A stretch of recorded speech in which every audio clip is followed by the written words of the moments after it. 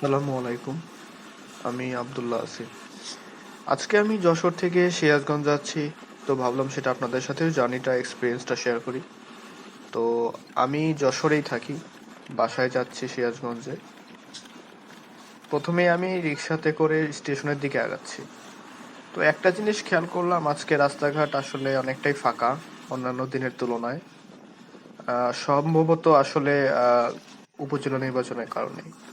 তো ইতিমধ্যে আমরা আহ, স্টেশনে পৌঁছে গেছি। তো দেখি আমরা নামি এখন।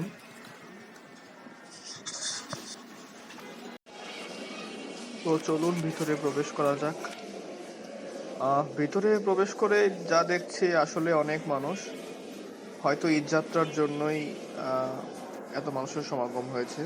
তাছাড়া বিশ্ববিদ্যালয়ের অনেক শিক্ষার্থীও আমাদের দেখতে পাচ্ছি। সে যাই হোক, একটা ট্রেন আসছে দেখা যাচ্ছে। একটা কোন ট্রেন? যাই হোক, চলুন আমরা একটু ওই দিকটায় যাই।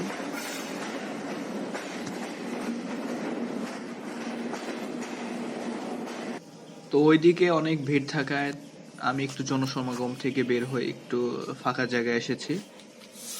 এখানে তুলনামূলক একটু ফাঁকা আছে। তো কিছুক্ষণ আগে যে ট্রেনটা এসেছিল, আহ, চিলাহাটি এক্সপ্রেস, সেটা আসলে ছেড়ে দিয়েছে যশোর স্টেশন থেকে। তো আশা করি এরপরেই আমাদের ট্রেন আসবে, চিত্রা এক্সপ্রেস, যেটা আসলে খুলনা থেকে ঢাকাগামী। কিন্তু আমরা আসলে যশোর থেকে সিরাজগঞ্জ পর্যন্ত যাচ্ছি। তো অপেক্ষা করি।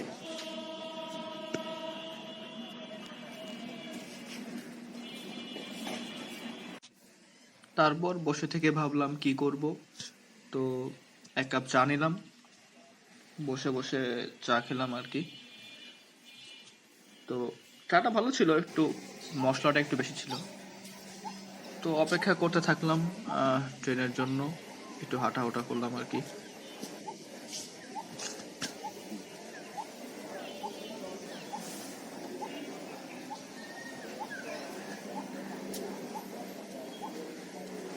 অপেক্ষা করতে করতে কাঙ্ক্ষিত ট্রেন আমাদের চিত্রা এক্সপ্রেস চলে আসলো।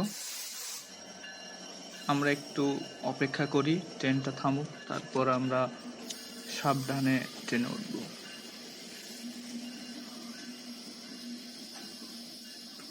আমাদের আসলে খ বগি, সো আমাদের আসলে খ বগিটা খুঁজতে হবে।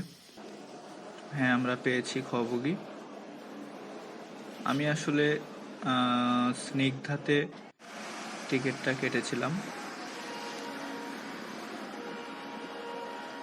আমাদের সিটটা আসলে, হ্যাঁ, সামনে বাম পাশে জানলার পাশে ওটাই।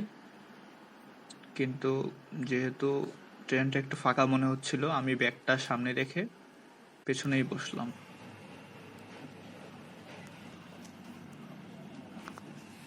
অন্যান্য দিনের তুলনায় একটু বেশি ফাঁকা লাগছে।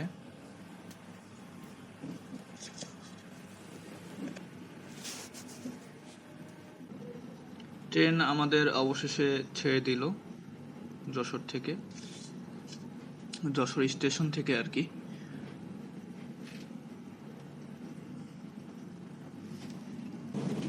তো ট্রেনের আসলে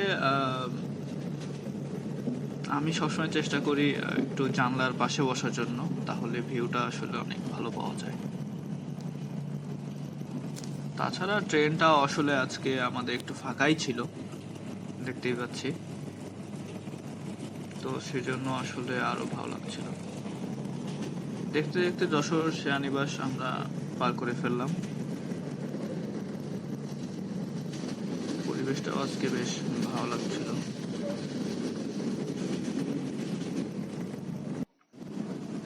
কিছুক্ষণ পরে আমি আমার কিছু পার্সোনাল কাজ করা শুরু করলাম।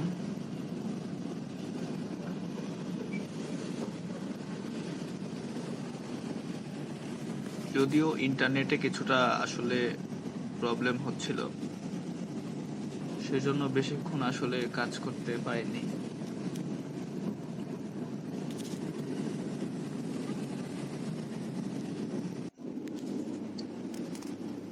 বোর হয়ে ভাবলাম একটু বাহির থেকে ঘুরে আসি। পরে আমি একটু হাঁটাহাঁটি করলাম আর কি।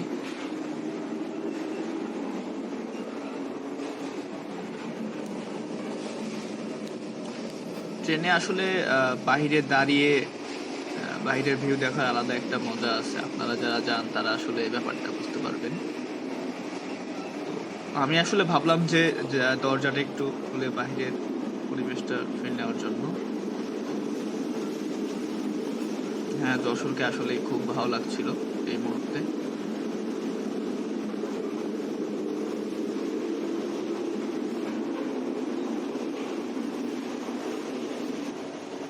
পরে নিজের একটু আয়নাকে দেখে পরে আবার প্রকৃতিকে শুট করা শুরু করলাম।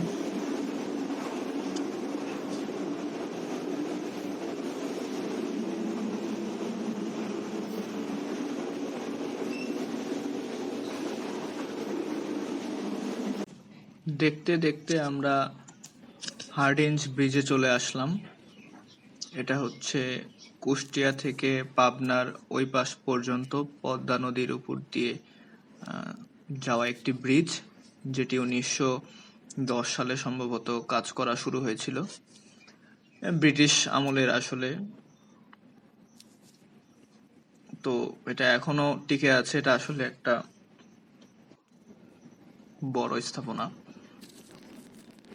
তো আমরা এখান থেকে আসলে দূরের যে বাংলাদেশের প্রথম নিউক্লিয়ার পাওয়ার প্ল্যান্ট, যেটা রাশিয়া দ্বারা তৈরি হচ্ছিল, সেটা দেখতে পাচ্ছি।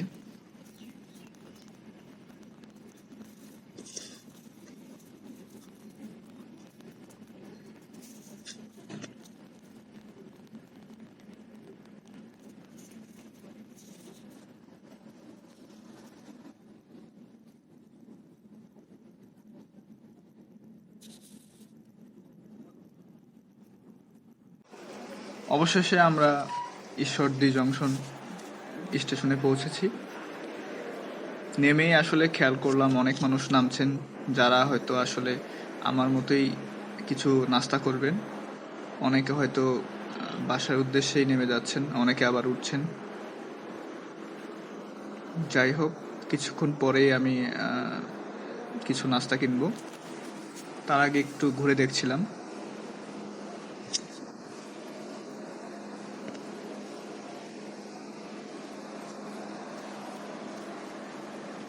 দেন আমি কলা পাউরুটি আর একটা ড্রিঙ্কস কিনে নিলাম।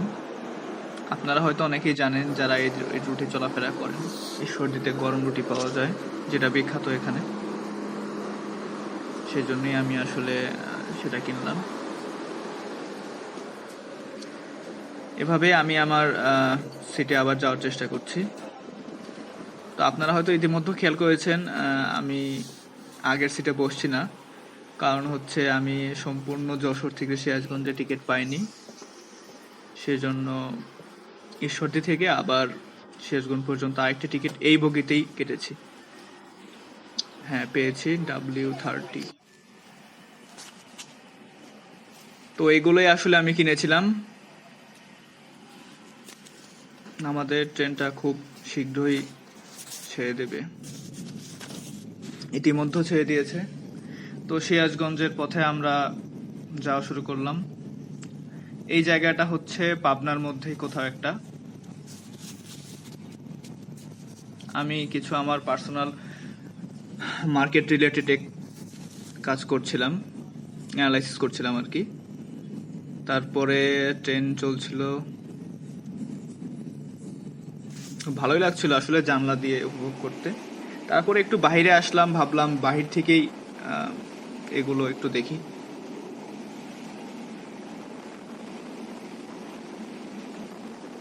আমি একটু চেষ্টা করছিলাম বাহিরে যে বাতাসটা নিতে, সেজন্য একটু দরজার সাইডে আপনাদেরকে দেখানোর চেষ্টা করছিলাম আসলে কতটা সুন্দর।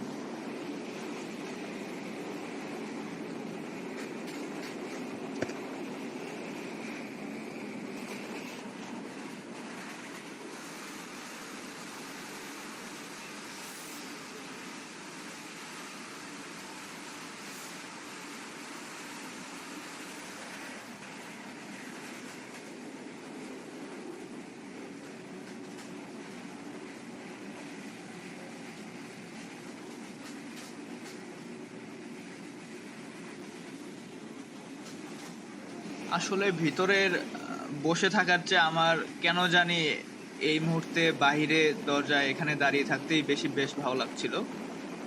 আসলে এত সুন্দর সবুজ আকাশ, সবকিছু মিলে, মাঠঘাট মিলে আমার সিরাজগঞ্জের প্রাকৃতিক সৌন্দর্য আসলেই অনেক ভালো লাগছিল। আর বেশি রাস্তা নেই, কিছুক্ষণ পরেই আমরা আমাদের সিরাজগঞ্জের গন্তব্যে পৌঁছে যাব।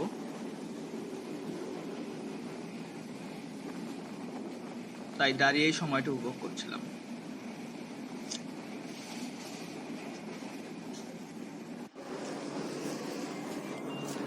হ্যাঁ, অবশেষে আমরা নেমে গেলাম মনসুর আলী স্টেশনে, যেটা কড্ডার মোড় বাস স্ট্যান্ড নামেও পরিচিত, পাশেই আছে। ভিডিওর আমরা প্রায় শেষের দিকে চলে এসেছি, যেহেতু আমরা সিরাজগঞ্জে অলরেডি অবস্থান করছি।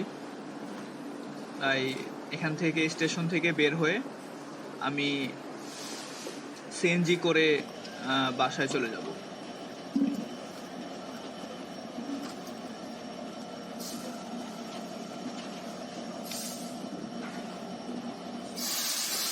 ট্রেনটা আবার এখান থেকে ছেড়ে দিয়েছে, এখন যমুনা সেতু পার হয়ে ঢাকার উদ্দেশ্যে চলে যাবে।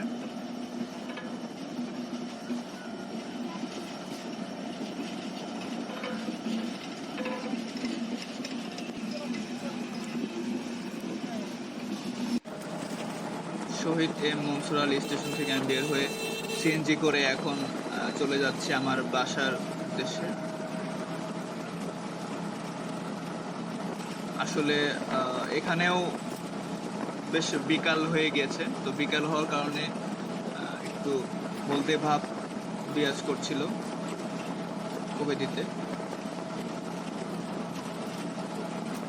তো আপনাদের কাছে চেষ্টা করলাম আজকে আমার সম্পূর্ণ অভিজ্ঞতা শেয়ার করতে, যশোর থেকে আমার বাসা পর্যন্ত আসার যে ট্রাভেল টাইমটা সম্পূর্ণটা শেয়ার করার জন্য। তো আজ এ পর্যন্তই, সবাই ভালো থাকবেন।